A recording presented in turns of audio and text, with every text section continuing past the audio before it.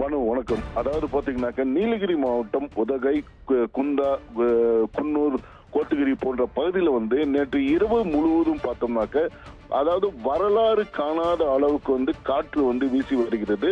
இந்த காற்றுனால் பாத்தீங்கன்னாக்கா ஆங்காங்கே மரங்கள் முறிந்து விழுகின்றது. இந்த மரங்கள் விழுந்து முறிவதை பார்த்தோம்னாக்க போக்குவரத்தும் பாதிப்பு ஏற்படுகிறது. இதனை கருத்தில் கொண்டு மாவட்ட நிர்வாகம் இந்த 4 தாலுகாக்களுக்கு விடுமுறை அளிக்கப்பட்டுள்ளது. அதாவது பாத்தீங்கன்னாக்க காற்று அதிகமான காற்று வீசி வருவதால் ஏதாவது சம்பவம் ஏற்பட விடக்கூடாது என்ற முன்னெச்சரிக்கை நடவடிக்கையாக இந்த 4 தாலுகாக்களும் விடுமுறை அளிக்கப்பட்டுள்ளது. தற்போது பாத்தீங்கன்னாக்க இந்த மழையோட தாக்கம் குறைவாக காணப்படுகிறது. அவ்வப்போது சாரல் மழை மட்டும் இந்த பகுதியில் பெய்து வருகிறது. மேலும் பாத்தீங்கன்னா இரவு முழுவதும் பலத்த காற்று அடித்து வருகிறது.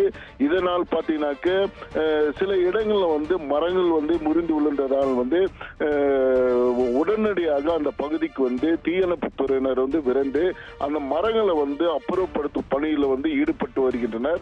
மேலும் பாத்தீங்கன்னாக்க உதகை மற்றும் அதனோட சுற்றுவட்டார பகுதியில நேற்று இரவு 9 மணி முதல் இதுவரை மின்சாரம் துண்டிக்கப்பட்டுள்ளது. மின்சாரத்துறையினர் பல இடங்கள்ல மரம் விழுந்ததால் அந்த மின்சார செய்யும் பணியில தொடர்ந்து ஈடுபட்டு வருகின்றனர். இதனால் பாத்தீங்கன்னாக்க உதகை நகரத்துல மின்சாரம் பல இடங்கள்ல மின்சாரம் துண்டிக்கப்பட்டுள்ளது.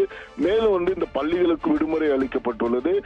இயல்பு வாழ்க்கை பாத்தீங்கன்னாக்க முற்றிலும் பாதிக்கப்பட்டது. அதாவது பாத்தீங்கன்னாக்க காற்று அடிப்பதனால் குளிர் தாங்க முடியாமல் பொதுமக்கள் தங்களுடைய பணிகளுக்கு அதாவது காலை நேரத்தில் இந்த மழை காய்கறிகளை அறுவடை செய்வதற்காக காலை நேரத்தில் செல்வார்கள். ஆனால் இன்று பார்த்தோம்னாக்க அந்த மழை காய்கறிகளை அறுவடை செய்வதற்கு யாரும் செல்லவில்லை. குளிர் தாக்கம் அதிகமாக உள்ளதனால் அவர்கள் செல்வதில்லை. மேலும் பார்த்தீங்கன்னாக்க நேற்று இந்த தேயிலை பொறிப்பதற்கும் மக்கள் யாரும் செல்வதில்லை. இதனால் பார்த்தீங்கன்னாக்க தேயிலை தோட்டம் ஒரு வெறிச்சோடி காணப்படுகிறது. மேலும் தற்போது இந்த குளிர் தாக்கம் அதிகரித்து காணப்படுகிறதுனால நீலகிரி, குன்னூர், கோத்தகிரி போன்ற பகுதியில் இயல்பு வாழ்க்கை முற்றிலும் பாதிக்கப்பட்டுள்ளது.